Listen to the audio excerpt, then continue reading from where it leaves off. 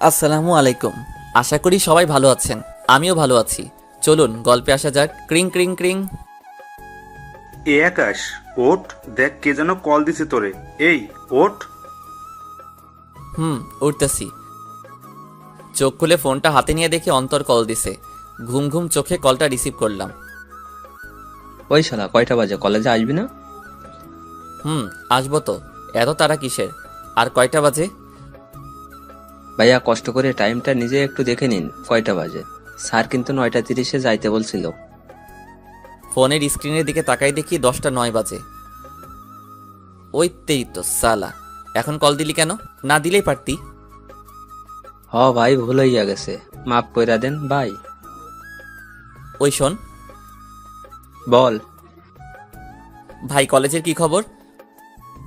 তোর কপাল ভালো, স্যার এখনো আসে নাই, বলেছে 10:20-তে আসবে। ওকে দোস্ত, তুই কলেজে 5 মিনিট অপেক্ষা কর, আমি 10 মিনিটের মধ্যে আসতেছি। ভালো হইলি না।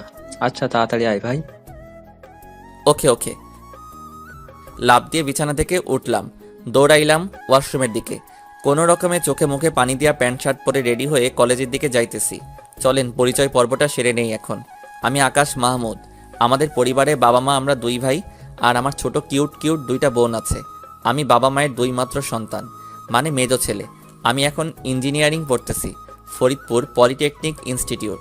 আর যার সাথে এতক্ষণ কথা বললাম তিনি হচ্ছেন আমার জিগরা দোস্ত অন্তর। আর ফোন করে কলেজে ডাকার কারণ হচ্ছে আজকে কলেজে প্র্যাকটিক্যাল পরীক্ষা আছে, তার জন্য। আমার আরও একটা ফ্রেন্ড আছে, নাম এনামুল। আমরা একসাথেই লেখাপড়া করি। পরিচয় দিতে দিতে কলেজে চলে আসলাম। ক্লাসের সামনে দাঁড়ায় আছি আর ভাবতেছি, স্যার আজকে যাই বলুক না কেন সব হজম করে নিব।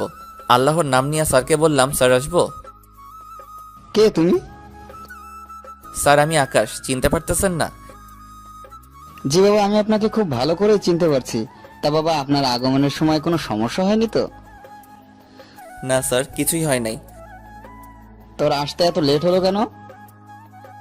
বোঝাই যাইতেছে স্যার অনেক রেগে আছেন।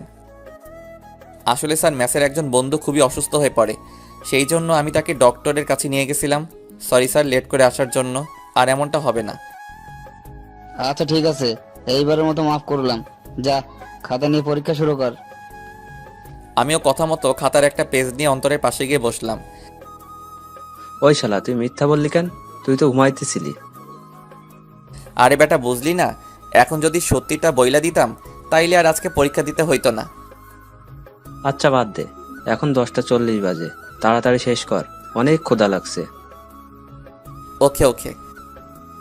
তারপরে পরীক্ষা শেষ করে আমি অন্তর আর এনামুল ক্যান্টিনে গিয়ে পেট ভোজন করে আসলাম। এখন ক্যাম্পাসে বসে আছি। আজকে অনেক আড্ডা দেব, কারণ হচ্ছে আজকে আমাদের সেমিস্টারের লাস্ট পরীক্ষা। তো আড্ডা দিতে দিতে দুপুর 2টা বেজে গেছে। এমন সময় আমার ফোনে বেজে উঠল আর্টসেলের অনিকেত প্রান্তরের মিউজিক রিংটং। হাতে নিয়ে দেখে আম্মু কল দিছে। কল ধরে, হ্যালো আম্মু। তারপরে আম্মুর কথা শুনে আমি তো পুরাই অবাক হয়ে গেলাম। তার থেকে একটু বেশি খুশি হলাম, কারণ আসসালামু আলাইকুম আম্মু, কেমন আছেন? আমি ভালো আছি বাবা, তুই কেমন আছিস? হ্যাঁ আম্মু, আমিও ভালো আছি। কি করতেছিস? পরীক্ষার কি খবর? আম্মু আজকে পরীক্ষা শেষ হলো, তাই এখন আমি অন্তরা রেনামুল কলেজ ক্যাম্পাসে বসে আড্ডা দিতেছি। ও ভালো। তা শুন, একটা খবর দেওয়ার জন্য কল দিছি। একটু টেনশনে পড়লাম। আমাকে আমার কিসের খবর দেবে আম্মু? কি হয়েছে আম্মু? কোনো খারাপ খবর নাকি? তোমার কিছু হয়েছে নাকি আব্বুর কিছু হয়েছে? আরে পাগল ছেলে, আমাদের কিছু হয় নাই, আমরা সবাই ভালো আছি। ও আল্লাহ বাঁচালে। তা বলো আম্মু, কিসের খবর? আসলে আমরা তোর ভাইয়ার বিয়ে ঠিক করছি, সামনের সপ্তাহে বিয়ে। তুই একটা কাজ কর, তোদের যেহেতু পরীক্ষা শেষ, তাহলে তুই অন্তর আর এনামুলরে নিয়ে বাড়িতে চলে আয়। মনে মনে আমি একটু অবাক হলাম। ভাইয়ার বিয়ে, কিন্তু ভাইয়ার তো গার্লফ্রেন্ড আছে। কই, আবার অন্য মেয়ের সাথে তো বিয়ে ঠিক করে নাই তো। তাই সব ভেবে আম্মুকে বললাম, আম্মু ওদের না হয় নিয়ে আসলাম, কিন্তু ভাইয়ার বিয়ে কার সাথে দিয়েছ? আমার বান্ধবী মেয়ের সাথে। আল্লাহ, আজকে ভাইয়া নিশ্চিত সুইসাইড করবে, কারণ ভাইয়া সুমি আপুকে অনেক ভালোবাসে, আর আপুও। আল্লাহ জানে এখন কি হবে। তা না হয় বুঝলাম, কিন্তু আম্মু ভাইয়া কি রাজি এই বিয়েতে? ও রাজি। ও তাহলে তো সব ঠিকই আছে। আচ্ছা আম্মু, আমরা কালকে চলে আসব। আচ্ছা ঠিক আছে, সাবধানে আসিস। আচ্ছা আম্মু, ভালো থাকো। কল কাটার পরে অন্তর আর এনামুল একসাথে বকে উঠল। কিরে, কিসের বিয়ের কথা বললি রে? আরে ভাইয়ার বিয়ের সামনের সপ্তাহে। তাই নাকি? এ তো ভালো খবর। সত্যি অনেক ভালো একটা খবর। তুই একটা ভাবি পাবি, কত মজা করবি। জানি না রে, ভাইয়া তো সুমি আপুকে ভালোবাসতো, কি জানি কি হইল। তাহলে ভাইয়া কার সাথে বিয়ে হইতেছে? আম্মুর এক বান্ধবীর মেয়ের সাথে। ও, আচ্ছা শোন, আমাদের তো সেমিস্টার শেষ হয়ে গেছে আর তোদের হাতেও কোনো কাজ নেই, তাহলে চল আমাদের বাসায়, আম্মু যেতে বলছে তোদের। সেটা না হয় বুঝলাম, কিন্তু বাসায় বলতে হবে তো। তুই ঠিকই বলছিস। আরে চাপ নিস না, আমি আছি তো। ঠিকই বলেছিস। আচ্ছা, বাসায় তুই একটু বলে দে, তাহলে আর কিছু বলবে না। তুই বলে দে। আচ্ছা আচ্ছা ঠিক আছে, দে ফোন দে। তারপর ওদের বাসায় রাজি করালাম। এখন তাহলে বাসায় যাওয়া যাক নাকি? আবার সবকিছু তো রেডি করতে হবে। চল তাহলে। বাসায় এসে একটু রেস্ট নিয়ে গোসল করে খাওয়া দাওয়া করে ব্যাগ প্যাক করে রাখলাম, সকালেই যেতে হবে। এখন একটু ফেসবুকে ঢোকা যাক, তারপর রাতে খেয়ে ঘুমিয়ে পড়লাম। সকালে ঘুম থেকে উঠে ফ্রেশ হয়ে রেডি হলাম বন্ধুদের বাসার দিকে। তার আগে একটা কল দিয়ে নেই। ক্রিং ক্রিং। কিরে, কি করিস? এই তো রেডি হয়ে তোদের বাসার দিকে যাইতেছি। তোরা রেডি তো? রেডি, একটু বাকি আছে। আচ্ছা আসতেছি, তাড়াতাড়ি রেডি হয়ে নে। এনামুল কি করে? ও রেডি হয়ে বসে আছে। আচ্ছা আসতেছি। তারপরে ওদের নিয়ে বাসে উঠলাম। গন্তব্য আমাদের বাসা। প্রায় 4 ঘন্টা জার্নির পরে বাসায় পৌঁছালাম। বাসার সামনে গিয়ে কলিং বেল বাজাতেই আম্মু এসে দরজা খুলে দিল। কেমন আছিস আব্বু? কেমন শুকিয়ে গেছিস? ঠিকমতো খাওয়া দাওয়া করিস না নাকি? আম্মু, আমি অনেক ভালো আছি। আর আমি মোটেও শুকাই নাই, বরং একটু মোটাই হয়ে গেছি। আচ্ছা আম্মু, তুমি কেমন আছো? আমিও ভালো আছি। আচ্ছা, দরজায় দাঁড়িয়ে কথা বলবি নাকি ভেতরে আসবি? আর তোরে না বলছিলাম তোর 2 বান্দরকেও নিয়ে আসবি? ভেতরে তো যাবই, আর আমার বান্দরগুলো আছে, ওই দেখো আসতেছে। ভাইয়ার বিয়ের কথা শুনে অনেক খুশি হয়েছে। ভালো। আসসালামু আলাইকুম আন্টি, কেমন আছেন? ওয়ালাইকুম আসসালাম। তা বাবা, তোমরা কেমন আছো? হ্যাঁ আন্টি, আমরা ভালোই আছি, আর একটু বেশিই ভালো আছি, কারণ ভাইয়ার বিয়ে বলে কথা। এরই মধ্যে আমার কিউট কিউট 2টা বোন এসে আমাকে জড়িয়ে ধরে বলতেছে, ভাইয়া কেমন আছেন? এই তো ভালো আছি, তুই কেমন আছিস? আমি ভালো আছি। ওইদিকে সুরাইয়া, মানে আমার একদম ছোট বোন, সে তো আমারে জড়াই ধরে কেঁদেই দিল। ভাইয়া কেমন আছিস? আর আমারে ফুলে তুই কেমনে থাকিস? আমার কথা কি তোর মনে পড়ে না? আরে পাগলি, কাঁদছো কেন? আর আমি তো ভালোই আছি, তুমি কেমন আছো? এতক্ষণ ভালো ছিলাম না, এখন ভালো আছি। আচ্ছা চল ভিতরে চল। হ্যাঁ আচ্ছা, আসো ভিতরে আসো।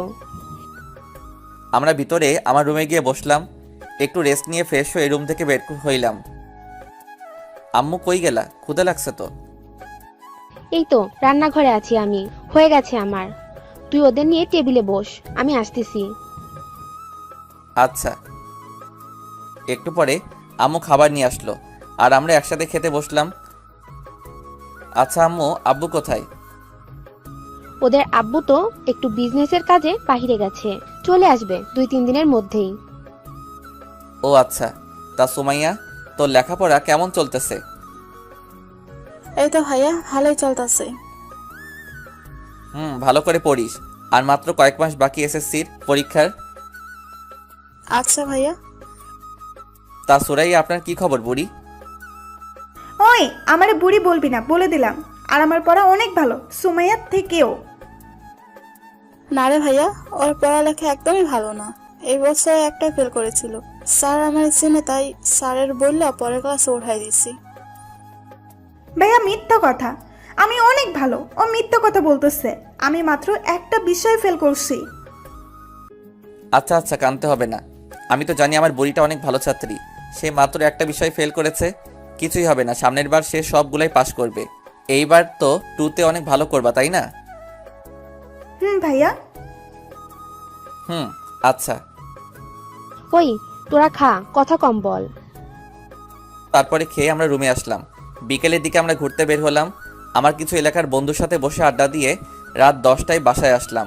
তারপরে খাওয়া দাওয়া করে ঘুম দিলাম। এইভাবে 3 দিন পার করলাম। এর মধ্যে ভাইয়ারে কল করে বাসায় নিয়ে আসা হলো। ভাইয়া ঢাকা একটা সফটওয়্যার কোম্পানিতে চাকরি করে। দেখতে দেখতে গায়ে হলুদের দিন চলে আসলো। সন্ধ্যায় ভাইয়ার গায়ে হলুদের সময় একটা মেয়ের দিকে চোখ পড়ল। একটা হলুদ কালারের শাড়ি পরে আমার দিকেই আসতেছে। মেয়েরে দেখে ছোট্ট করে একটু ক্রাশ খেলাম। হলুদ শাড়িতে যা লাগছে না, মনে হচ্ছে প্রথম দেখাতেই ভালোবেসে ফেললাম। আমার সামনে এসে সোজা আমার মুখে হলুদ মাখাই দিল। আমিও কম যাই কিসে, আমিও হলুদ নিয়ে ওরে দিলাম মাখিয়ে, আবার আমারে দিল। এবার আমি দিয়ে দৌড় দিলাম। এসে সুমাইয়ার পেছনে দিয়ে যাইতেছিলাম। সুমাইয়া এসে সামনে এসে দাঁড়াইলো। সুমাইয়াও হলুদ মাখিয়ে দিল। তখনই ওই মেয়েটা আমার সামনে চলে আসছে। আর মেয়েটা সামনে আসতেই সুমাইয়া বলল, আরে মিথিলা, তোর এই অবস্থা হলে কি করে? এই যে আপনার ভাইয়ার জন্য। ওহ ভাইয়া, আপনারা তো বলাই হয় নাই। এর নাম মিথিলা, আমার বেস্টু। ও ইনি তাহলে তোর বেস্টু? জি ভাইয়া। তো ভাইয়া কেমন আছেন? ভালো আছি। তুমি কেমন আছো? আমিও ভালোই আছি। তো ভাইয়া, আপনার বড় ফেয়ার তো হয়ে গেল, আপনার কবে হবে? হবে, সময় হলেই হবে। কি, আপনার এখনো সময় হয় নাই? কই না তো, আমি তো এখনো ছোট আছি, বড় হয়ে নেই, তারপরে করব। হ্যাঁ, সে তো দেখাই যাচ্ছে আপনি কত ছোট। দেখতে দেখতে গায়ে হলুদের পর্ব শেষ হলো। রাত 10টায় আমি, ভাইয়া আর আমার 2 বান্দর মিলে ছাদে গেলাম গল্প করার জন্য। ছাদে চেয়ারে কিছুক্ষণ নীরবতা পালন করলাম। একটু পরে ভাইয়া বলতে শুরু করলো, আকাশ ভাই, আমারে বাঁচা। আমি এই বিয়ে করতেই পারবো না। তুই তো সুমির বিষয়ে জানিস, ওরে ছাড়া আমি বাঁচতেই পারবো না। তুই কিছু একটা কর ভাই। ভাইয়া আমারে বলতেছো কেন? আম্মুকে বলতে পারো নাই কেন? ভয় বলতে পারে নাই। প্লিজ ভাই, তুই কিছু একটা কর, আমারে বাঁচা। আর তুই যদি কিছু না করিস, তাহলে আমি এখন বলতেছি, আমি আজকে রাত্রে সুইসাইড করব। কি বলতেছো ভাইয়া?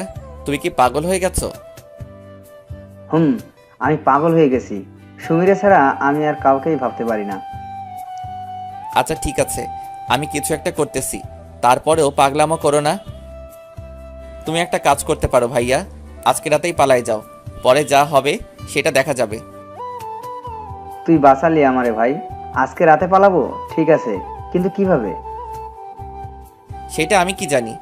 এমনিতে তুমি আম্মুর ভয় কিছুই বলতে পারবা না, আর তাছাড়া সুমি আপুকে ছাড়াও তুমি থাকতে পারবা না, তাই যা করার তোমাকেই করতে হবে। আর আমি তোমার কিছু বলতে গেলেই আমি ফেসে যাব।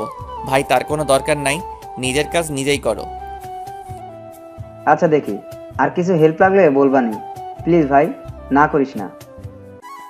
আচ্ছা, সেটা না হয় ভেবে দেখা যাবে, কিন্তু ভাইয়া তোমাকে একটা কথা বলার ছিল। হ্যাঁ বল। ভাইয়া তুমি পালাই যাইও না, আম্মুর তোমার উপর অনেক বিশ্বাস। প্লিজ ভাইয়া, সেটা তুমি নষ্ট করো না, তাহলে আম্মু অনেক কষ্ট পাবে। তুই যা বলতেছিস তা সবই সত্যি, কিন্তু এটাও সত্যি যে আমি সুমিকে ছাড়া বাঁচতে পারবো কিনা জানি না, তবে অনেক কষ্ট হবে, আর আমাকে এই কষ্ট সারা জীবন বয়ে বেড়াতে হবে। আচ্ছা তুই কি চাস আমি সারা জীবন এভাবেই কষ্টে থাকি? বেটা ইমোশনাল কথা বলা শুরু করছে। না ভাইয়া, আমি তো কখনোই চাই না, কিন্তু ভাইয়া আমাদের একটু সুখের জন্য কি আব্বু আম্মুরে কষ্ট দেওয়া ঠিক হবে? তা হয়তো ঠিক হচ্ছে না, কিন্তু আমি এখন কি করব তুই বলে দে ভাই। আমি বলি কি ভাইয়া, তুমি আম্মুরে একবার বলেই দেখো আম্মু কি বলে। আমি বলছিলাম, কিন্তু আম্মু কোনোভাবে সুমিকে মেনে নিবে না। বলছে আম্মু নাকি আন্টিকে কথা দিয়ে ফেলেছে, এখন সে না করতে পারবে না, তাই আমাকে নাকি সুমিকে ভুলে যেতে হবে। আচ্ছা ভাইয়া শান্ত হও, আর আম্মুর কথা মেনে নাও, এতে তোমারই ভালো হবে, আর আম্মু খুশি হবে। দেখছি কি করা যায়। তবে একটা কথা সত্যি, আমি সুমিকে কোনো দিনই ভুলতে পারবো না। বিয়ে যদিও এই মেয়ের সাথে হয়ে যায়, তারপরেও আমি সুমিকে ভুলতে পারবো না। আচ্ছা দেখো, তোমার যা ভালো মনে হয় করো, আমার ঘুম আসছে, আমি গেলাম। আচ্ছা যা, আমি যাব একটু পরেই। আচ্ছা, গুড নাইট। তারপরে চলে আসলাম রুমে। রাত বাজে 12টা। একটু ঘুমেও ধরেছে বটে, তারপরেও ফেবুতে ঢুকে আপনাদের জন্য গল্প লিখতে বসলাম। গল্প লিখতে লিখতে 2টা বেজে গেছে। তারপরে ঘুমাই গেলাম। সকালে কারো চিল্লাচিল্লিতে ঘুমটা ভেঙে গেল। দরজা খুলে বাহিরে আসলাম, দেখি আমুর মুখটা কালো হয়ে আছে। কিছুই বুঝতেছি না কি হয়েছে, সবারই একই অবস্থা। সুমাইয়ারে ডাক দিলাম, কিরে কি হয়েছে রে? সবাই এমন করে আছে কেন? আর আম্মুর কি হয়েছে? সুমাইয়া কোনো কথা না বলে একটা চিরকুট হাতে ধরিয়ে দিল। চিরকুটটা পড়ার পরে আমার তো নিজেই নিজেকে মারতে মনে চাইতেছে। তাতে লেখা ছিল, প্রিয় আম্মু, প্রথমে ক্ষমা চেয়ে নিচ্ছি। চিঠিটা লেখার কারণ হচ্ছে, আম্মু তুমি তো জানোই আমি সুমিকে ভালোবাসি। আমি ওরে ছাড়া কিছুই ভাবতে পারি না। রাতে যখন ঘুমাতে গেলাম তখন আমার মনে হচ্ছিল আমি আমার জীবনের অনেক বড় কিছু একটা হারিয়ে ফেলতে যাইতেছি। তুমিই বলো, যাকে এতটা ভালোবাসি তাকে ছাড়া সারাটা জীবন থাকবো কিভাবে? তাই তোমাদের সবাইকে কষ্ট দিয়ে আমি চলে যাচ্ছি। প্লিজ আম্মু, আমাকে ক্ষমা করে দিও। ইদি তোমার অবাধ্য ছেলে পারভেজ। আমি চিঠিটা পড়ার পরে নিজেকে নিজেই গালি দিতে মনে চাইতেছে। শালার, কালকে যদি আমি ভাইয়াকে মজা করে না বলতাম পালিয়ে যাওয়ার কথা, তাহলে আর আজকে এই দিন দেখতে হইতো না। এখন কি করি আমি? আম্মু যদি জানতে পারে যে এই কাজের জন্য আমি দায়ী, তাহলে আমার জীবন শেষ। আল্লাহ আমারে রক্ষা করো। এর মধ্যে আন্টির বাসায় বলে দেওয়া হয়েছে যে ভাইয়া পালাইছে। ওইদিকে তো আম্মুকে আন্টি সেই রকম ঝাড়তেছে। একটু পরে আম্মুকে দেখলাম উঠে রুমের দিকে গেল। আমি আর এখন কি করব, তাই অন্তর আর এনামুল্লের নিয়ে ছাদে গেলাম ব্রাশ করতে করতে। আর তখনই সুমাইয়া পেছন পেছন বলতেছে আম্মু নাকি আমারে তার সাথে দেখা করতে বলতেছে। আল্লাহ, এখন আমি কি করি? তাহলে কি ভাইয়ার পালানোর কথা আম্মু জেনে গেল নাকি? আজকে তাহলে আমি শেষ। আল্লাহ, এবারের মতো আমারে বাঁচাই দাও। আর কোনোদিন কারোর উপকার করব না। ভয়ে ভয়ে আম্মুর রুমের সামনে গিয়ে আম্মুকে ডাক দিলাম, আম্মু আসবো? আমাকে ডাকছিলে নাকি? আর কথা আছে। আল্লাহ বাঁচাও। হ্যাঁ আম্মু বলো, কি বলবে? আমি একটা ডিসিশন নিছি, আশা করি তুমি আমার কথা একমত হবে। যাক, আল্লাহ বাঁচাইলা। তাহলে মনে হয় ভাইয়ার ব্যাপারটা জানে না। হ্যাঁ অবশ্যই আম্মু, তুমি যা বলবে তার সাথেই আমি একমত। আগে আমার মাথা ছুঁয়ে কথা দে যে আমি যাই বলবো তুই রাখবি। আম্মু এরকম করে বলতেছো কেন? আচ্ছা বলো তুমি, আমি রাখবো। না, তুই আগে আমার মাথা ছুঁয়ে কথা দে। আচ্ছা এই ধরলাম। এখন বলো আম্মু, তুমি যাই বলবে আমি তাই করব। কথাটা হলো, হ্যাঁ বলো। আমি তোর সাথে নিপার বিয়ে দিতে চাই। তুই কিন্তু কথা দিছিস। আম্মুর কথাটা শোনার সাথে সাথে মনে হলো আমি মাটির ভিতরে ঢুকে যাইতেছি। আম্মু এটা কি বললো? এটা কিভাবে সম্ভব? আমার মুখ দিয়ে একটা কথা বলার মতো শক্তি নাই। কি ভাবছিলাম আর কি হয়ে গেল? কিরে, কিছু বলিস না কেন? আমার কথাটা রাখবি তো? আমাকে তোর আন্টির সামনে মুখটা রাখবি তো? তোর ভাইয়া চলে যাওয়ার কথা শুনে তোর আন্টি আমাকে অনেক কথা শোনাইছে। আর আজকে যদি এই বিয়েটা না হয়, তাহলে আমার আর বেঁচে থাকা আর না থাকা সমান কথা হবে। এখন তুই দেখ কি করবি তুই। আম্মুর মুখে মরার কথাটা শুনে নিজের চোখের পানি আর ধরে রাখতে পারলাম না। আম্মু তুমি যা বলবে তাই হবে, তবুও প্লিজ তুমি এসব কথা আর বইলো না। আমি বিয়ে করব। আমাকে বাঁচালি বাবা। আজকে এই বিয়েটা না হলে হয়তো তোর আন্টির কাছে আমি সারা জীবনের জন্য অপরাধী হয়ে থাকতাম। আচ্ছা আম্মু ঠিক আছে, তুমি যা বলবে তাই করব আমি। আমার জন্য তোমাকে কারোর কাছে ছোট হতে হবে না। তারপরে আম্মু বলল, যা বাবা, রুমে যা আর রেডি হয়ে নে। একটু পরে আবার বউ আনার জন্য বের হতে হবে। তুই এখন রেডি হয়ে নে। আচ্ছা আম্মু। রুমে চলে আসলাম মুখটা কালো করে। এনামুল জিজ্ঞেস করলো, কি রে, কি হইছে রে? কি হইছে বলবি তো? আরে কি হয়েছে বলবি তো নাকি? না বললে জানবো কিভাবে? বল কি হয়েছে? দোস্ত আমি শেষ হয়ে গেলাম রে। কেন, কি হইছে খুলে বল তো। দোস্ত আম্মু বিয়ে ঠিক করছে আমার। একটু পরে নাকি আমার বিয়ে। কি রে, কি বলিস? কেমনে কি হইলো? আর এটা তো অনেক ভালো খবর আর অনেক খুশির খবর। শালা মজা নিতাছস তাই না? আমি মরতেছি আমার জ্বালায়। দোস্ত তুই একটু শান্ত হ আর বল কি হইছে, কেমনে কি হইছে। দোস্ত আজকে রাতে নাকি ভাইয়া পলাইছে আর আন্টি আম্মুরে অনেক কথা শোনাই দিছে। আম্মু অনেক কান্না করছে। তারপরে জানি না কি কথা হইছে আম্মুর সাথে।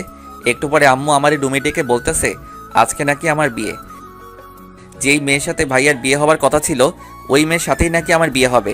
আম্মু বলতেছে আমি যদি বিয়েটা না করি তাহলে আম্মুর সম্মানটা নষ্ট হয়ে যাবে। আমারে মরার হুমকি দিছে। আরে বেটা, এই ব্যাপার তাহলে? আরে এইটা কোনো ব্যাপার হলো? আর আন্টি যা করছে ঠিকই তো করছে, তার সম্মান বাঁচানোর জন্য যা করা দরকার ছিল তাই করেছে। দোস্ত আমি কিছুই জানি না, তবে বিয়েটা তো আমার করতেই হবে। দোষ জাস্ট চিল। আর এই দেখ, তোর কপালটা কত ভালো, ভাই আর বিয়ে খাইতে আসছিস আর নিজেই এখন ভাবির বিয়ে করতেছিস। এনামুল ওরে কিন্তু চুপ থাকতে বল, ওরে লাথি মেরে ভবিষ্যৎ সন্তানের বাবা ডাক শোনা বন্ধ করে দিব। আরে আরে চেতিস না তুই। আর এখন তুই চল, রেডি করে দেই তোকে। আচ্ছা ঠিক আছে। তারপর আমি ফ্রেশ হয়ে গোসল করে আসলাম। ওরা আমায় ভাইয়ার জন্য কেনা শেরওয়ানি পরিয়ে রেডি করে দিল। পরে বের হব। আব্বু আম্মুকে সালাম করে বের হয়ে গাড়িতে বসলাম। অন্তর এনামুলও আমার সাথেই বসছে।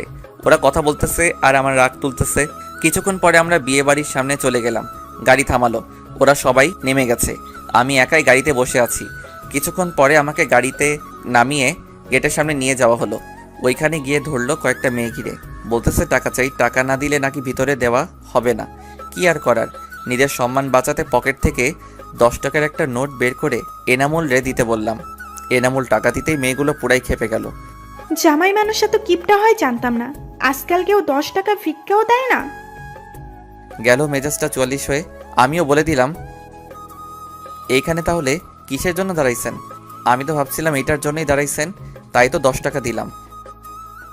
অমনি এনামুল আর অন্তর আমার মুখ চেপে ধরলো আর বলতেছে, ওই বেটা, কি বলতেছিস সেইগুলা? চুপ করে থাক, মান সম্মান শেষ করিস না ভাই। আচ্ছা, আপনারা কত টাকা চান? বেশি না, 10,000 দিলেই হবে। মগের মূল্য পেয়েছেন নাকি? 10,000 টাকায় কয়টা শূন্য হয় জানেন সেটা? ওই মিস্টার, 10,000 টাকার 1 টাকা কম হলেও কিন্তু বউ নিতে দেব না। আচ্ছা, কিছুটা তো কনসিডার করেন। আচ্ছা ঠিক আছে, 9,990 দেন। কি বলতেছে? মাত্র 10 টাকা কমালেন? 10 টাকা তো কেউ ভিক্ষাও দেয় না। তাহলেই বুঝুন 10 টাকা আমাদের কিভাবে দিতে গেলেন। আচ্ছা সরি বলতেছি, এইবার কিছু তো কমান। তারপরে অনেক দরদাম করে 5,000-এ ফিক্সড করলো, কিন্তু একটা শর্ত দিছে, সেটা মানতে হবে। আর অন্তত শালায়ও বোকার মতো রাজি হয়ে গেল কিছু না শুনেই। তারপরে বলল, সত্য সেরকম বেশি কিছুই না, জাস্ট একটা গেম হবে। ও এই ব্যাপার? আচ্ছা আগে বলেন তো দেখি, কি গেম? এই যে দেখতেছেন শরবতের গ্লাসগুলো, এখান থেকে 1 গ্লাস শরবত নিয়ে একেবারেই খেতে হবে জামাইয়ের। আমরা খেলে হবে না? না, জামাই প্রথমে আমার সাথে যা, তার জন্য জামাইকে এই গেমটা খেলতে হবে। কি আর করার, গেম তো খেলতেই হবে। তবে এর মধ্যে কিছু সন্দেহের গন্ধ পাচ্ছি। দেখে শুনে ভালো এটা গ্লাস নিলাম আর একদমই খেয়ে নিলাম। একটু পরে বুঝতে পারলাম এটা মরিচের শরবত ছিল।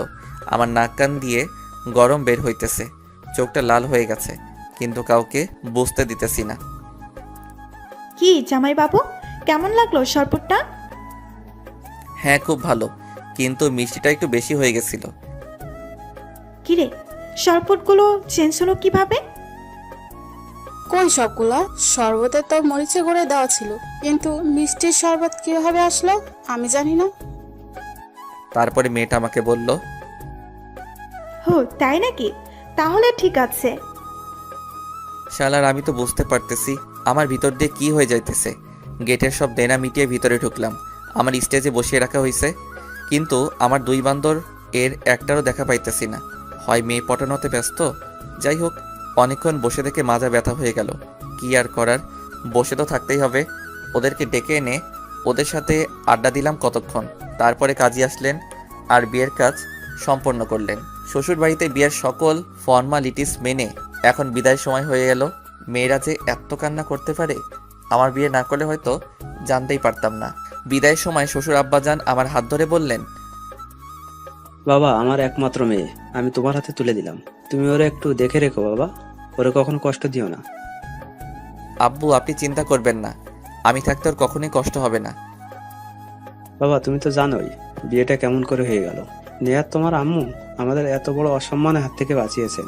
আর বিয়েটা যেমন করেই হোক বাবা, এখন তোমরা স্বামী স্ত্রী, ওকে তুমি মেনে নিবে, আর ওরে কষ্ট দিও না। আচ্ছা আব্বু। এবার আসলেন শাশুড়ি। বাবা, আমার মেয়ে একটু রাগী, কিন্তু ওর মনটা অনেক ভালো। বাবা, আমার মেয়েরে তুমি কখনো কষ্ট দিও না। আচ্ছা আম্মু। তারপরে তাদেরকে সালাম করে গাড়িতে গিয়ে বসলাম। বউও তাদেরকে জড়িয়ে ধরে অনেক কান্না করলো। তারপরে গাড়িতে আমার পাশে এসে বসলো, কিন্তু অনেকটা দূরে সরে বসলো। যাই হোক, বউ নিয়ে বাড়িতে চলে আসলাম। সবাই দেখি দরজার সামনে দাঁড়ায় আছে, হয়তো বউ বরণ করে ঘরে নিবে বলে। তো বউ নিয়ে বাড়ির দরজার সামনে গেলাম। এ কি, সবাই তো দেখি বউ নিয়ে ব্যস্ত, আমার কোনো নামগন্ধ নাই এখানে। তোর কি বিয়েই করলাম, এখন নিজের দাম কমে গেল। যাই হোক, বরণ করা শেষ করে বউকে নিয়ে আমার রুমে গেল। আমি আর কি করব, অধম। আকাশ ছাদে গিয়ে উপরের আকাশ পানে চেয়ে আছে। কিছুক্ষণ পরে হারামিগুলো আসলো, আর এসেই, দোস্ত কেমন আছিস? মজা নিতেছিস? দোস্ত দেখ, আজকে তুই ভাবি বিয়ে করে ফেললি। শালা ঠিক করে বল, তোর ভাবি বিয়ে করছি নাকি আমার ভাবি? ওই হলো একই কথা, তুই আমার ভাবিরেও বিয়ে করছিস, আবার আমার ভাবিরেও বিয়ে করছিস। এনামুল দোস্ত, ওরে চুপ করতে বল, আমি কিন্তু ওরে ছাদ থেকে ফেলে দিব। দোস্ত, চেতিস না তুই, ও তো আর খারাপ কিছুই বলে নাই, সত্যি কথাই তো বলতেছে। এনামুল্লাহ শালা, তুইও ওর হয়ে কথা বলতেছিস? আচ্ছা আচ্ছা, ঠিক আছে দোস্ত, যা হার হয়ে গেছে, এখন আর এসব ভেবে কোনো লাভ নাই। হুম। দোস্ত ট্রিট দিবি না? হ, তোরে অনেক বড় করে ট্রিট দিব। একবার কলেজে যাইয়া নেই, অনেক বড় একটা ট্রিট দিব। আচ্ছা আচ্ছা দোস্ত, তোর ট্রিট দেওয়া লাগবো না। কেন ট্রিট দিব নে, রেডি থাকিস। এর মধ্যে আম্মু ছাদে আসছে, আর এসে বলতেছে, কিরে আকাশ, এইখানে কি করিস? আম্মু কিছু না, এই তো আমরা বসে আড্ডা দিতেছি। আজকের দিনেও আড্ডা দিতে হয়? ঘরে বৌমা একা বসে আছে, যা রুমে যা।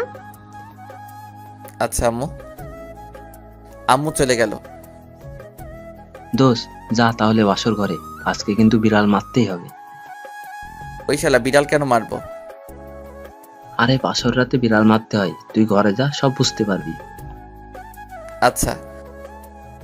অন্তত আর এনামুল আমারে আমার রুমের সামনে নিয়ে গেল। আমার কেমন যেন ভয় ভয় লাগতেছিল। আজকে নিজের রুমে নিজের যাইতেই ভয় পাইতেছি। এমনটা কেন হইতেছে বুঝতে পারতেছি না।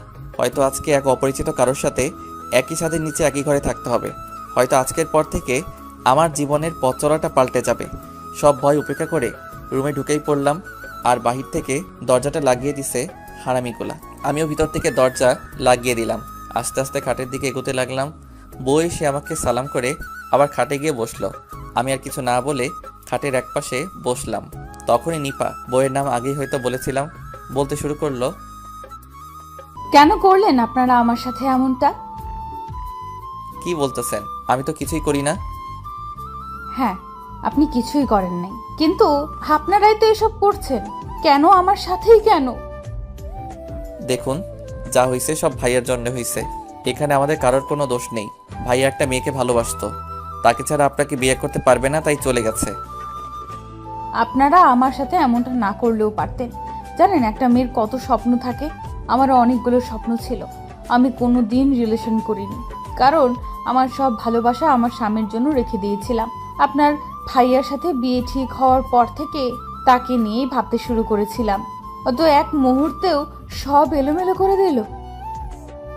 যাই হোক, যা হওয়ার হয়ে গেছে। তবে আমার কিছু কথা আছে, আশা করি আমার কথাগুলো মেনে নেবেন।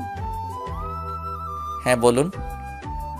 আমি এখনো আপনাকে স্বামী হিসেবে মেনে নিতে পারি নাই। হয়তো কোনো মেয়ের পক্ষেই এত তাড়াতাড়ি মেনে নেওয়া সম্ভব না, তাই আমার কিছুদিন সময় চাই। আশা করি আমি না বলা পর্যন্ত আমার কাছে আসার চেষ্টা করবেন না।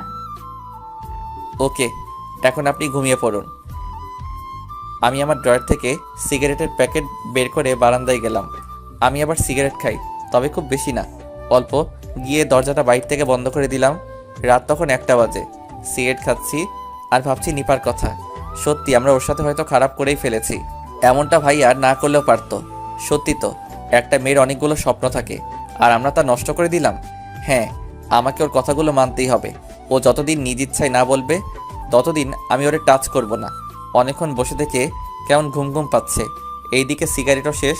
যাই গিয়ে ঘুমিয়ে পড়ি। রুমে ঢুকতে দেখলাম নিপা ঘুমিয়ে আছে। ওর চুলগুলো ফ্যানের বাতাসে উড়ে একবার মুখে পড়ছে, আবার সরে যাচ্ছে। ঘুমন্ত অবস্থায় একটা মেয়েকে এতটা সুন্দর লাগে আমার আগে জানা ছিল না। আমি একধ্যানে চেয়ে আছি। মন চাইছে একবার গিয়ে ওর চুলগুলো ছুঁয়ে দেই, একবার ওর নরম ঠোঁটগুলো ছুঁয়ে দেই, কিন্তু না, আমি তো এইটা করতেই পারি না। ও নিজেই বারণ করছে। যাই হোক, অনেকক্ষণ এইভাবে দাঁড়িয়ে থেকে ভাবলাম এখন আমি কোথায় ঘুমাই। একই খাটে ঘুমাইতে গেলে রাতে হয়তো টাচ লেগে যেতে পারে, তার থেকে ভালো আমি সোফায় ঘুমাই। যেই ভাবা সেই কাজ, সোফায় ঘুমিয়ে পড়লাম। সকালে ঘুম ভাঙলো কারোর ডাকে। চোখ খুলে দেখি নিপা ডাকতেছে। হয়তো মাত্রই গোসল করছে, চুল থেকে পানি টপ টপ করে পড়তেছে, মুখেও কিছুটা পানির ফোঁটা লেগে আছে। এক নজরেই তাকিয়ে আছি ওর দিকে। এ যেন এক নেশার মতো কাজ করছে।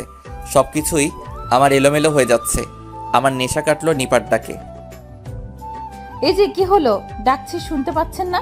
কি হলো, কথা বলছেন না কেন? হ্যাঁ হ্যাঁ, কি কি হলো, কতক্ষণ ধরে ডাকতেছি, শুনেন নাই নাকি? হ্যাঁ না মানে না। হ্যাঁ কি না শুরু করছেন? উঠেন, আম্মু ডাকতেছে, খেতে যাওয়ার জন্য বলতেছে। ও হ্যাঁ, আচ্ছা আপনি নিচে যান, আমি ফ্রেশ হয়ে আসতেছি। আচ্ছা। আমি চলে গেলাম ওয়াশরুমে। ফ্রেশ হচ্ছি আর ভাবতেছি কি আছে ওর মাঝে। যখনই তাকাই কেমন যেন হয়ে যায় আমি। ফ্রেশ হয়ে বের হয়ে দেখি নিপা দাঁড়িয়ে আছে। আমি বললাম, কি হলো, আপনি নিচে যান নাই? না, ভাবলাম একসাথেই যাই। আমি আগে গেলে আবার কি না কি ভাববে। আচ্ছা ঠিক আছে, আপনি দাঁড়ান, আমার হয়ে গেছে। তারপরে বের হলাম দুইজনে, গিয়ে টেবিলে বসলাম। আমার পাশে নিপা বসলো। তারপরে খাওয়া দাওয়া শেষ করে রুমে চলে আসলাম। একটু পরে নিপাও চলে আসলো আর এসেই বলতেছে, এই শুনুন, আজকে আমাদের বাসায় যেতে হবে, বিকেলে রেডি হয়ে থাকবেন।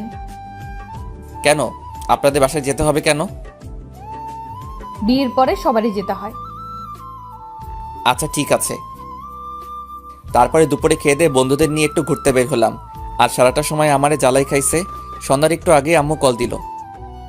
হ্যালো আম্মু। ওই হারামজাদা, কই তুই? আম্মু আমি তো একটু মাঠের দিকে। কেন, কি হয়েছে? তোরে বৌমা সকালে বলে নাই আজকে ওদের বাসায় যেতে হবে? আম্মু ভুলে গেছি। তাড়াতাড়ি বাসায় আয়, তোর শ্বশুর আসছে। আচ্ছা আম্মু। ফোনটা রেখে ওদেরকে নিয়ে বাসায় চলে গেলাম। গিয়ে দেখি শ্বশুর আসছে, সাথে আরও কয়েকজন। গিয়ে সালাম করলাম, তারপরে কিছু কথা বললাম। সন্ধ্যার পরে গেলাম শ্বশুর বাড়ি, সাথে আমার 2 বান্দরও আছেন। শ্বশুর বাড়ি গিয়ে মনে হয় বিপদেই পড়ে গেলাম। এত খাতির যত্ন। খাবার টেবিলে গিয়ে তো আমি অবাক, এত খাবার আর কমপক্ষে 30 পদে রান্না করছে। যাই হোক, খাওয়া দাওয়া করে রুমে গেলাম। আমাকে নিপার রুমে থাকতে দেওয়া হয়েছে। বউ বলে কথা, বউয়ের সাথেই তো থাকতে দিবে। রাতে ঘুমাইতে গিয়ে বাঁধলো আরেক সমস্যা, ওর রুমে সোফা নেই। আমি এখন কোথায় ঘুমাবো? কি হলো, ঘুমাবেন না? হ্যাঁ ঘুমাবো তো, কিন্তু আপনার রুমে সোফা নেই, ঘুমাবো কোথায়? থাক, সোফা খুঁজতে হবে না, আপনি খাটেই ঘুমান, সমস্যা নেই। আর নিজে ঠিক থাকলেই সব ঠিক। আচ্ছা। ঘুমাইতে গেলাম, মাঝে একটা কোলবালিশ দিয়ে ঘুমাইলাম। সকালে ঘুম থেকে উঠে তো আমি পুরাই অবাক। চোখ খুলতে দেখি নিপা আমাকে জড়িয়ে ধরে আছে। ঘুমন্ত অবস্থায় নিপাকে ঘুমপড়ির মতো লাগতেছে। আমি মুগ্ধ নয়নে দেখছি, কি অপরূপ সৌন্দর্য। কতক্ষণ তাকিয়েছিলাম জানি না। একটু পরে মনে হলো নিপা নড়ে চড়ে উঠছে। নিপা চোখ খুলতেই আমাকে ওর দিকে তাকিয়ে থাকতে দেখে কিছুটা লজ্জায় পড়ে গেল। সরি, আমি আসলে বুঝতে পারিনি। It's okay. তারপরে ফ্রেশ হতে গেলাম। ফ্রেশ হয়ে এসে রুমে বসে আছি, এমন সময় নিপা আসলো রুমে আর বলল খেতে ডাকে আম্মু। আমিও চলে গেলাম খেতে। খাওয়া দাওয়া করে আবার রুমে চলে আসলাম। একটু পরে কিছু শালিকা আসলো, রুমে এসেই বলতেছে, কি দুলা ভাই, রাত কেমন কাটলো আমাদের আপুর সাথে? আরে সেটা দুলাভাইকে দেখেই বোঝা যাচ্ছে, রাতটা ফাটাফাটি কাটছে। কি দুলাভাই, ঠিক বললাম তো? হ্যাঁ একদম ঠিক বলছো। তার দুলা ভাই শুধু আপুকে নিয়ে থাকবেন? আমাদেরকে কি একটু সময় দিবেন না? হ্যাঁ কেন নয়, আমার এত সুন্দর সুন্দর শালিকারা আছে আর আমি তাদের সময় দিব না? এটা কি হয়? এই তো আমার দুলাভাইয়ের মতো কথা। তাহলে আজকে আমাদের ঘুরে নিয়ে যাবেন? আচ্ছা নিয়ে যাব, কিন্তু আমি তো এখানে কোথাও ঠিক মতো চিনি না। আরে দুলা ভাই, আপনার চিন্তা হবে না, আমরা আছি তো। আপনি শুধু আমাদের সাথে যাবেন। আচ্ছা। এর মধ্যেই নিপা চলে এলো রুমে, আর এসেই ওদেরকে পাঠিয়ে দিল রুম থেকে। এই যে মিস্টার। আকাশ? হ্যাঁ, আপনাকে ওরা কি বলতেছিল?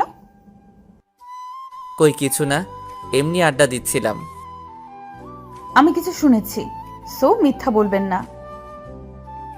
আরে ওরা বলতেছিল আজকে ঘুরতে যাবে, তাই আমাকে নিয়ে যাবে। ও, তা আপনি কি বললেন? আমি আর কি বলবো, এত সুন্দর সুন্দর শালিকারা আমাকে ধরছে, আমি কি না করতে পারি? ও ভালো। নিপা আর কিছু না বলে রুম থেকে চলে গেল। বিকালে শালিকাদের নিয়ে ঘুরতে গেলাম। অনেক ঘুরে সন্ধ্যায় বাসায় ফিরলাম। রাতে খেয়ে ঘুমিয়ে পড়লাম। সকালে উঠে ফ্রেশ হয়ে নাস্তা করে সবার থেকে বিদায় নিয়ে বাসায় চলে আসলাম। এইভাবেই চলে গেল বেশ কয়েকদিন।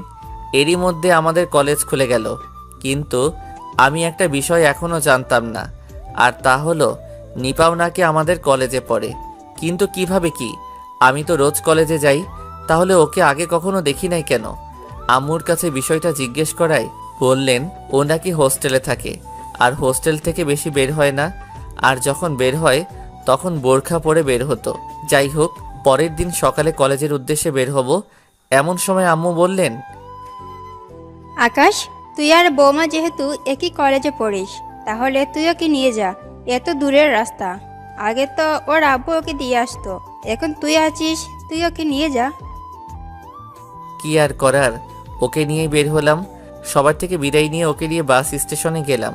টিকিট কাটলাম, দুইজন পাশাপাশি সিটে বসলাম। গন্তব্য কলেজ। ও, আপনাদের তো বলতে ভুলেই গেছি, এনামুল আর অন্তর নিপাদের বাসা থেকে এসেই চলে যায় ওদের বাসায়। কলেজে পৌঁছাতে 4 ঘন্টা লেগে গেল। এর মধ্যে নিপা বাসে ঘুমিয়ে পড়েছিল, আমার কাঁধে মাথা রেখেই ঘুমিয়েছিল। বাস থেকে নেমে একটা রিক্সা নিলাম, ওকে কলেজ গেটে নামিয়ে দিয়ে আমি আমার মেসে চলে গেলাম। অনেকদিন পরে মেসে আসলাম, রুম গোছালাম, তারপরে ফ্রেশ হয়ে হোটেল থেকে খাবার এনে রাতে খেয়ে শুয়ে পড়লাম। কিন্তু ঘুম আর আসছে না। এতদিন তো একসাথে ঘুমাতাম, মাথায় এখন শুধু নিপা। অনেক কষ্টে ঘুমালাম। সকালে ফোনের শব্দে ঘুমটা ভেঙে গেল। তাকিয়ে দেখি আননোন নাম্বার, রিসিভ করি নাই, তাই বেশ কয়েকবার রিং হচ্ছে। বিরক্ত হয়ে রিসিভ করলাম। হ্যাঁ, কে বলছেন? আর এত সকাল সকাল ফোন দিছেন কেন? আমি নিপা বলতেছি। আপনি এখনো ঘুমিয়ে আছেন?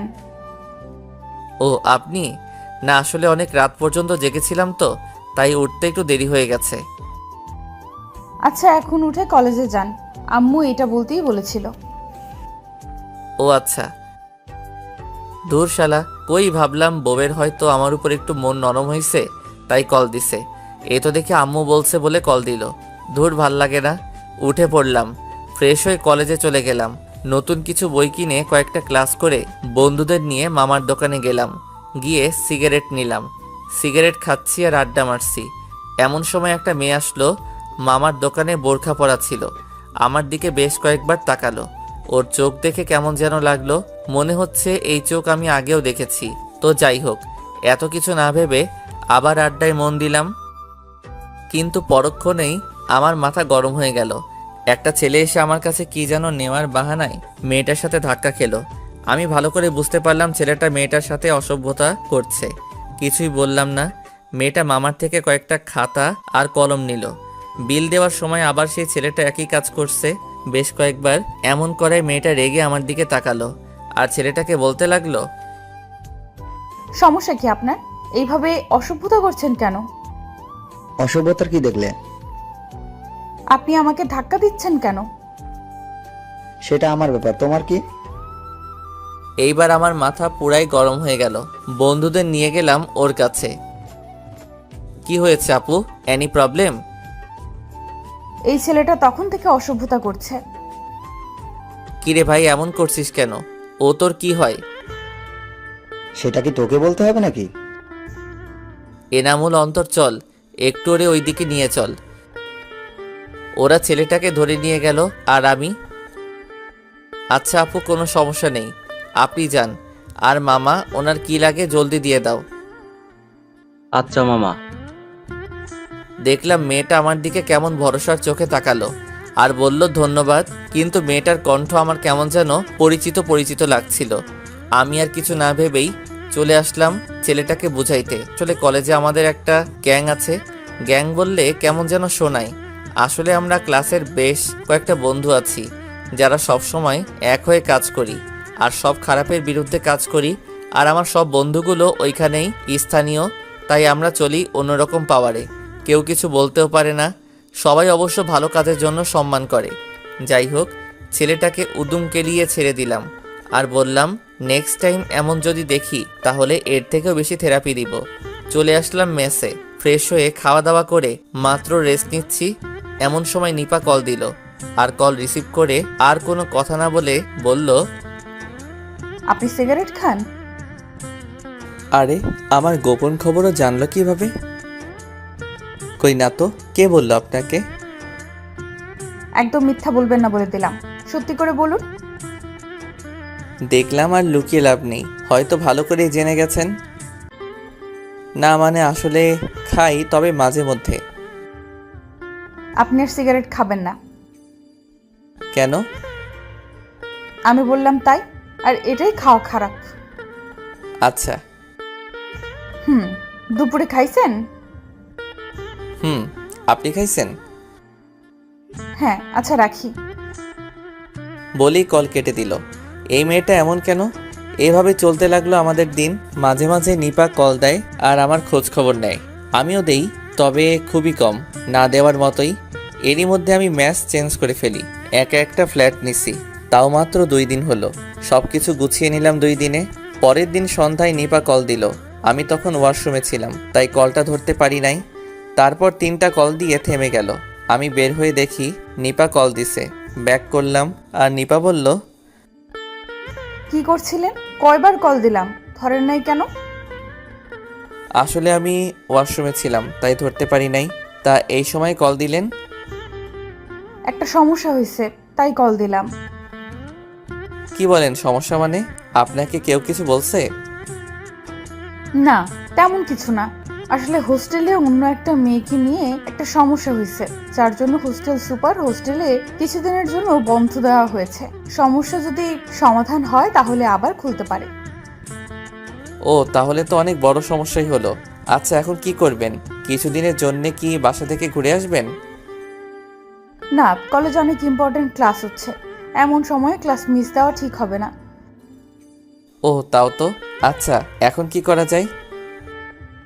মনে মনে ভাবতেছি একবার আমার এইখানে থাকার কথাটা বলেই দেখি কি বলে। পরক্ষণে আবার ভাবলাম না থাক, আবার উল্টাপাল্টা কিছু মনে করে যদি, তাই আর বললাম না। কিন্তু আমাকে অবাক করে নিপা বলল, আচ্ছা, একটা কথা বলতাম, যদি আপনার সমস্যা না হতো। আরে বলুন। যদি কিছু মনে না করেন তাহলে কি আমি আপনার কাছে কিছুদিনের জন্য থাকতে পারি? আরে কি বলছেন? আমার সমস্যা হবে কেন? আপনার যখন মন চাইবে আপনি তখন আসবেন। না মানে, স্যার আজকে সকালে বলছিল আজকের মধ্যেই সবাই হোস্টেল খালি করতে। আমিও অন্য জায়গায় ব্যবস্থা করতে চাইছিলাম, কিন্তু পারি নাই, তাই আপনাকে কল করলাম। আপনার যদি সমস্যা না হয় তাহলে আমাকে একটু হোস্টেল থেকে নিয়ে যাবেন। আচ্ছা, আপনি টেনশন নিয়েন না, আপনি 10 মিনিট দাঁড়ান, আমি আসতেছি। তারপরে ফোন রেখে প্যান্ট শার্ট পরে 15 মিনিটের মধ্যে একটা রিক্সা নিয়ে চলে গেলাম হোস্টেলের সামনে। গিয়ে দেখি নিপা ব্যাগ নিয়ে দাঁড়িয়ে আছে হোস্টেলের সামনে। আমি রিক্সা থেকে নেমে, সরি একটু লেট হয়ে গেল। আচ্ছা, সমস্যা নেই। তাহলে চলুন। আমি ব্যাগগুলো নিয়ে রিক্সায় রাখলাম আর নিপাকেও রিক্সায় তুললাম। রিক্সায় বসে নিপা বলল, আচ্ছা, আপনার কোনো সমস্যা হবে না তো? আমার আবার কি সমস্যা হবে? না মানে, তারপরেও। না, আমার মোটেও কোনো সমস্যা হবে না। আচ্ছা ঠিক আছে তাহলে। চলে আসলাম আমার বাসার সামনে। রিক্সায় বিল মিটিয়ে নিপাকে নিয়ে আমার ফ্ল্যাটে চলে আসলাম। অবশ্য ফ্ল্যাটটা 2 রকমের, তাই কোনো সমস্যা হলো না। ও এক রুমে আর আমি অন্য রুমে থাকার ব্যবস্থা হলো। রাতে খাওয়ার মতো কিছুই নেই, রান্না করতে আলসেমি লাগে, তাই নিজে খুব একটা রান্না করি না, হোটেল থেকে খেয়ে আসি। তাই এখন নিপাকে বললাম, আচ্ছা, আপনি তো রাতে মনে হয় কিছু খান নাই। আপনি রুমে থাকেন, আমি আসতেছি। কোথায় যাবেন? নিচে যাচ্ছি কিছু খাবার আনতে। ও আচ্ছা, তাড়াতাড়ি আসবেন। আমার কেমন যেন ভয় ভয় লাগছে। আচ্ছা, 5 মিনিটের মধ্যে চলে আসবো। আচ্ছা। চলে গেলাম নিচে। রেস্টুরেন্ট থেকে 2 প্যাকেট বিরিয়ানি নিয়ে আসলাম। রুমে ঢুকতেই নিপা কিছুটা ভয় পেয়ে গেল। আমাকে দেখে মনে হলো কিছুটা স্বস্তির নিঃশ্বাস ফেললো। কি হয়েছে, ভয় পেয়েছেন নাকি? কিছুটা। আরে ভয়ের কিছুই নেই, আমার এই ফ্ল্যাটে কেউ আসবে না। হুম আপনি ফ্রেশ হয়েছেন? হুম আচ্ছা, তাহলে আপনি বসুন, আমি আসতেছি।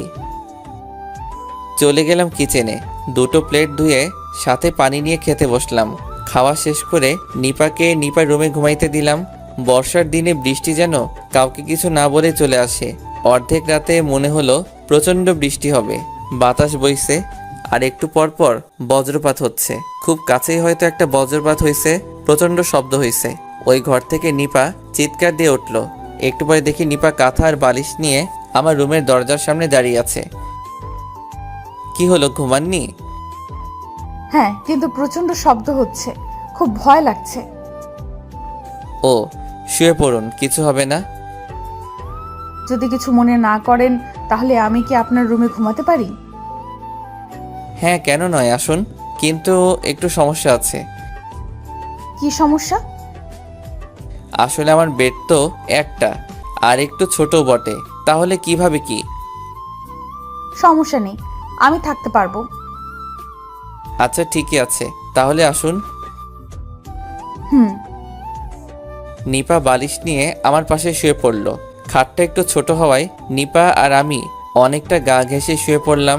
একটু পরে মনে হলো নিপা কাঁপছে। কপালে হাত দিয়ে দেখি অনেক জ্বর। কি করি এখন? তাড়াতাড়ি উঠে পড়লাম আর একটা গ্লাসে পানি আনলাম আর আমার রুমালটা ভিজিয়ে ওর কপালে জলপট্টি দিতে থাকলাম। এতে দেখি ও আরও কাঁপছে, মনে হয় শীত লাগছে। তাই আমার কম্বলটা ওর গায়ে তুলে দিলাম আর জলপট্টি দিতে থাকলাম। তারপরেও দেখি শীতে কাঁপছে। এখন কি করব কিছুই মাথায় আসছে না। আর কিছু না ভেবেই আমিও ওর সাথে কম্বলের নিচে ঢুকলাম আর ওকে শক্ত করে জড়িয়ে ধরলাম। এতে হয়তো কিছুটা ওর শরীরের কাঁপুনি কমেছে। ওকে এইভাবে জড়িয়ে ধরে কখন যে ঘুমিয়ে পড়লাম মনে নেই। সকালে চোখ খুলে দেখি এখনও আমি ওকে জড়িয়ে ধরে আছি আর নিপা আমার আগে জেগে গেছে আর আমার দিকে তাকিয়ে আছে। আমি তাড়াতাড়ি ওকে ছেড়ে দিয়ে একটু দূরে সরে গেলাম আর নিপা হয়তো বাস্তবে ফিরে এসেছে। আমি বললাম, সরি, আসলে রাতে। থাক, বলতে হবে না, আমি জানি। ও আচ্ছা, আপনি কিছু মনে করেন নাই তো? আমি কি মনে করব? আপনি আমাকে ধরতেই পারেন। বুঝলাম না। আপনার বুঝতেও হবে না।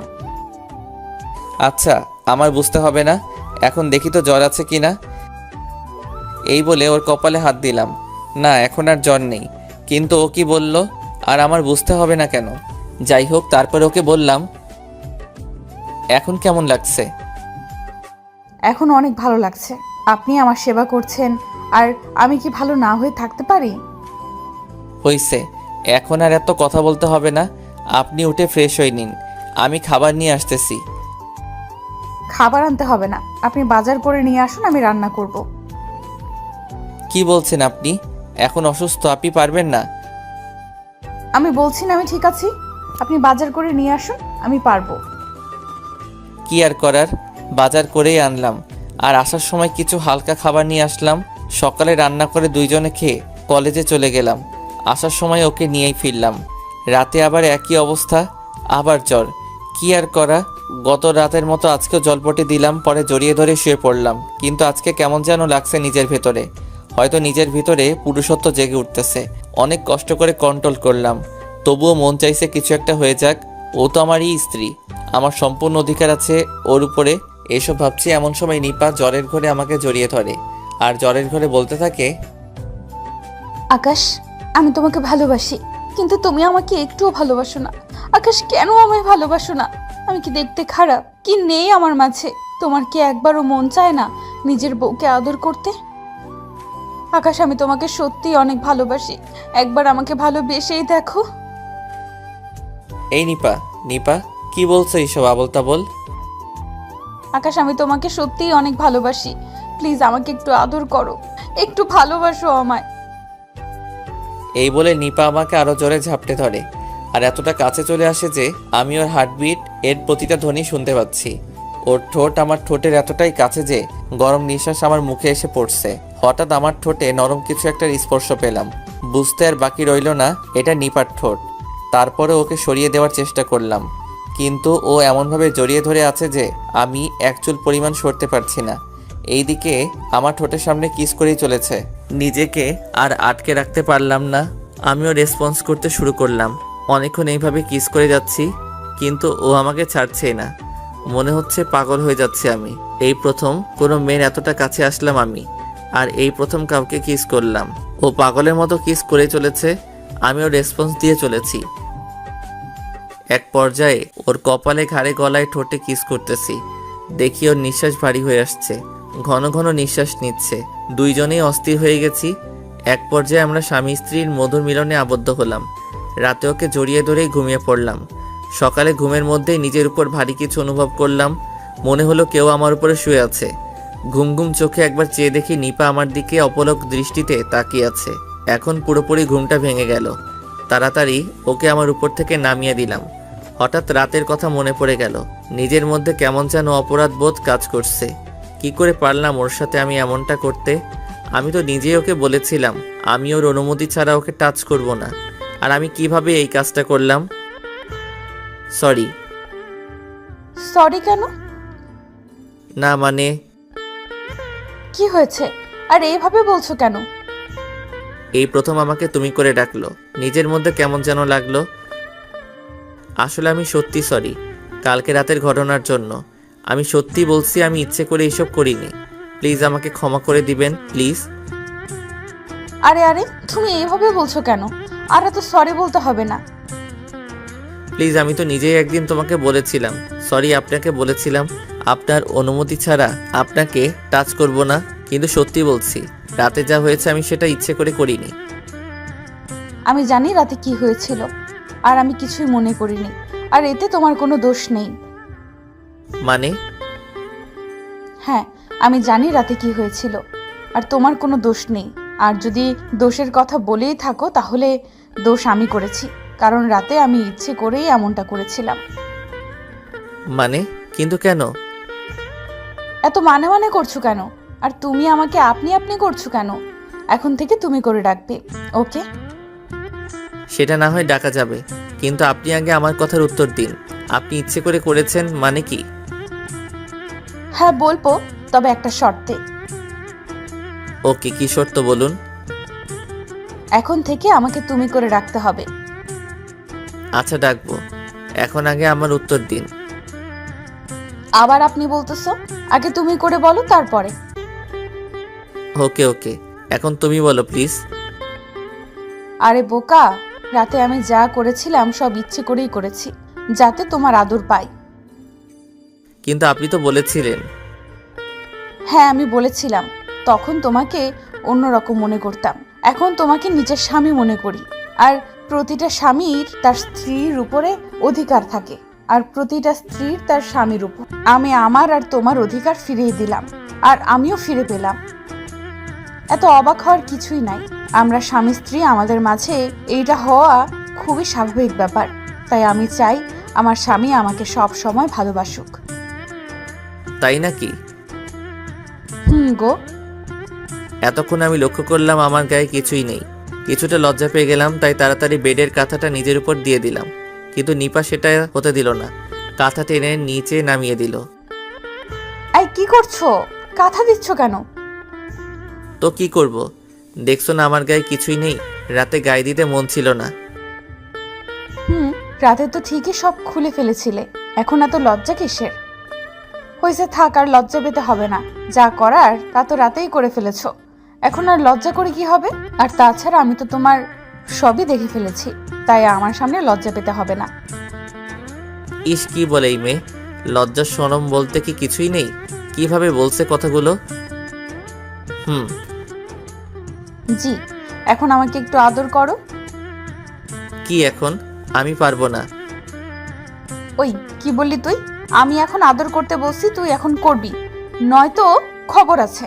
ওই কি হলো? কি আর করার, ওকে কাছে টেনে ঠোঁটটা আলতো করে একটা কিস করলাম। নিপা আরও খেপে গেল আর আমাকে শক্ত করে ধরে আমাদের 4 ঠোঁট এক করে দিল। দখল করে নিল আমার ঠোঁট জোড়া। প্রায় 5 মিনিট পর ছেড়ে দিল। এখন আমরা দুজনেই হাঁপাচ্ছি। ওই এত জোরে কেউ কিস করে? যদি মনে যেতাম। অমনি আমার মুখে হাত দিয়ে আটকে দিল। আর একবার এমন কথা বলবে না। তোমার কিছু হয়ে গেলে আমি কি নিয়ে বাঁচবো? কেন? আকাশ, আমি তোমাকে অনেক ভালোবাসি। তাই নাকি? সত্যি গো, আমি তোমাকে অনেক ভালোবাসি। তোমাকে ছাড়া আর কিছুই ভাবতে পারি না। তাই নাকি? তা কবে থেকে হলো এসব, আর আমি কেন জানি না? তোমার মনে আছে একদিন দোকানে বসে তুমি আড্ডা দিচ্ছিলে, আর তখন বোরকা পরা একটা মেয়ে দোকানে আসে, আর তখন একটা ছেলে ওই মেয়েকে ডিস্টার্ব করছিল, আর তখন তুমি ছেলেটাকে অনেক মেরেছিলে। হ্যাঁ, ওয়েট ওয়েট ওয়েট, তুমি এসব কিভাবে জানলে? যেই মেয়ের জন্য ছেলেটাকে মেরেছিলে ওই মেয়েটাই আমি ছিলাম। কি, ওইটা তুমি ছিলে? ওইটা আমি ছিলাম। আর তখন একটা বিষয় আমার ভালো লাগে, আর তা হলো তুমি চেনো না জানো না, কিন্তু একটা মেয়েকে অপমানিত হতে দেখে সেই মেয়েটাকে সাহায্য করলে আর অপরাধের প্রতিবাদ করলে। আর এই বিষয়টা আমার কাছে অনেক ভালো লাগে, আর এই ছোট্ট ভালো লাগা থেকে আস্তে আস্তে ভালোবাসায় রূপান্তরিত হয়। বুঝলাম। আকাশ, আমি তোমাকে ভালোবাসি, আর তোমাকে ভালোবেসে আমি তোমাকে স্বামী হিসাবে মেনে নিয়েছি। আকাশ প্লিজ, তুমিও আমাকে মেনে নাও, আর আমাকে আমার স্বামীর পূর্ণ অধিকার দাও। দিতে পারি, তবে একটা শর্তে। কি শর্ত বলো? আমি তোমার সব শর্ত মেনে নিতে রাজি। আমাকে এখন থেকে অনেক অনেক অনেক ভালোবাসতে হবে, আর এখন এই মুহূর্তে আমাকে আবার একটা কিস করতে হবে। ও এই ব্যাপার? আমি তো তোমাকে ভালোবাসি। সত্যি বলতে আমি তোমাকে আমার নিজের থেকেও বেশি ভালোবেসে ফেলেছি। আর রইল কিস, সেটা এখন না, আগে ফ্রেশ হয়ে আসো তারপরে। নো, এটা তো হবে না, আমার এখনই লাগবে। বললাম তো আগে। বাকিটুকু বলার আর চান্স দিলাম না, তার আগে আমাদের 4 ঠোঁট এক করে দিলাম। শুরু হয়ে গেল তাদের টম এন্ড জেরি খেলা। ভালো থাকুক তারা এবং তাদের ভালোবাসা, বেঁচে থাকুক 1000 বছর ধরে ভালোবাসার মানুষগুলো।